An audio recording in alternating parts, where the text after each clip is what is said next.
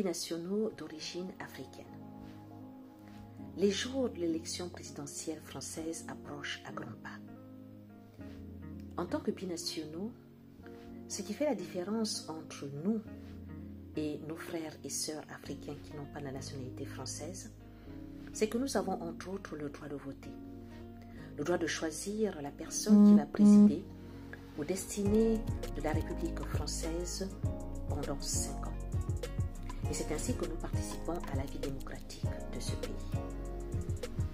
Nous sommes plus de 3 millions d'électeurs qui votons plus ou moins régulièrement tous les 5 ans. Chaque fois que nous avons voté, nous avons choisi notre candidat en fonction de notre sensibilité, de nos intérêts, de nos ambitions. Mais jamais nous nous sommes posé la question de savoir si ce bulletin de vote pouvait servir au combat de libération du continent africain. Nous vivons en France comme si nous avions oublié que nous sommes originaires d'un pays africain encore sous néocolonialisme français. Comme si nous avions oublié que nous étions issus d'un continent en souffrance, un continent qui crie, un continent qui hurle et qui n'est pas entendu. L'Afrique coule dans nos veines et nous ne devons jamais l'oublier parce que si nous l'oublions, il y aura toujours quelqu'un pour nous rappeler que nous ne sommes pas des Français de souche. C'est ce que fait régulièrement M. Zemmour ou Mme Le Pen. Nous devons apprendre à réfléchir, à agir en pensant à notre continent. La diaspora africaine est une diaspora qui est constituée de millions de personnes. Mais c'est encore une diaspora qui est faible parce qu'elle est divisée, parce qu'elle ne sait pas s'unir, elle ne sait pas agir ensemble. Nous sommes encore trop une diaspora consommatrice et pas assez entreprenante. Ce qui se passe sur le continent africain, ce qui se passe dans le monde, doit nous amener à changer notre fusil d'épaule, à revoir notre copie. Je suis souvent très étonnée lorsque je vois sur les forums des personnes qui s'indignent parce que les Africains sont méprisés, quel que soit l'endroit dans le monde où ils sont.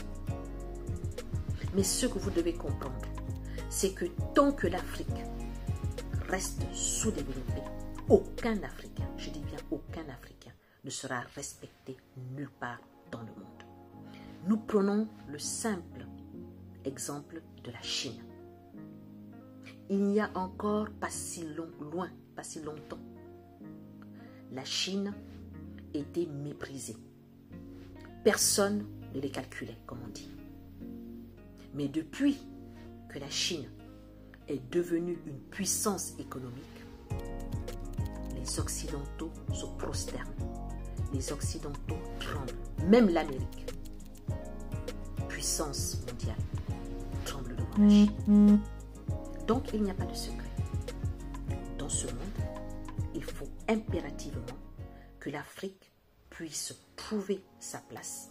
Et pour cela, il faut qu'elle sorte du sous-développement. Notre continent est le continent le plus riche au monde. La bande subsaharienne d'expression française, toute cette partie-là, est la partie la plus riche d'Afrique. Donc nous devons en être conscients. Et donc nous ne devons mépriser aucun moyen de lutte. Là où nous sommes, nous devons nous organiser et impacter. Le continent africain se bat. Nous sommes conscients que la lutte qui est menée sur le continent africain est plus importante que ce que nous pouvons faire en diaspora. Mais nous devons participer. Nous devons apporter notre pierre à l'édifice. Nous devons agir avec tous les moyens légaux mis à notre disposition. Et nous ne devons pas négliger le bulletin de vote. Parce que 3 millions de voix bien orientées peuvent faire basculer une élection. Je vous invite à regarder, à entendre, mais surtout à écouter Il y en a qui ont des discours haineux. Ceux-là, vous les mettez de côté, vous les connaissez. Il y en a d'autres qui envisagent de ne rien changer à la politique africaine de la France.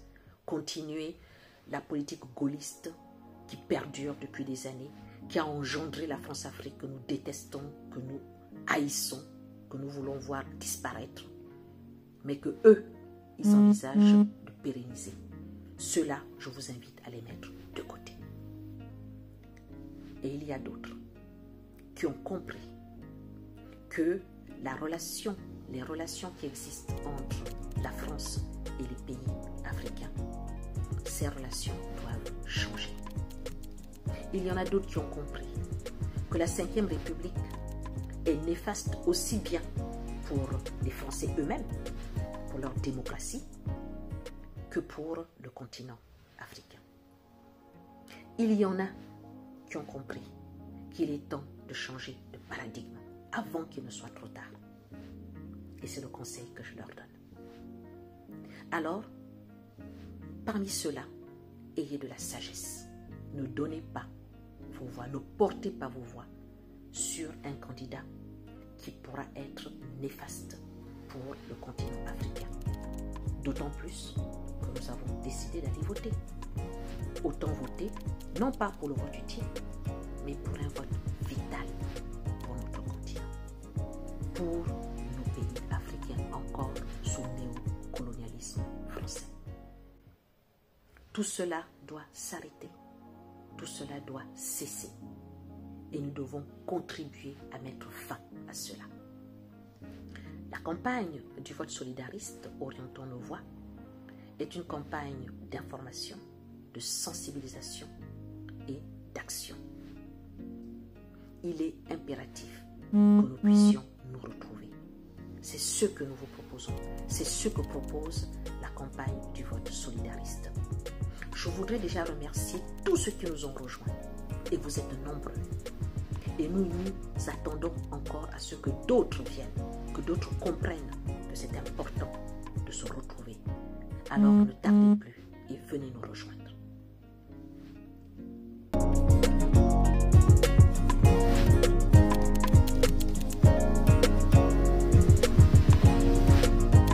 Rejoignez le vote solidariste. Orientons nos voix pour changer la donne.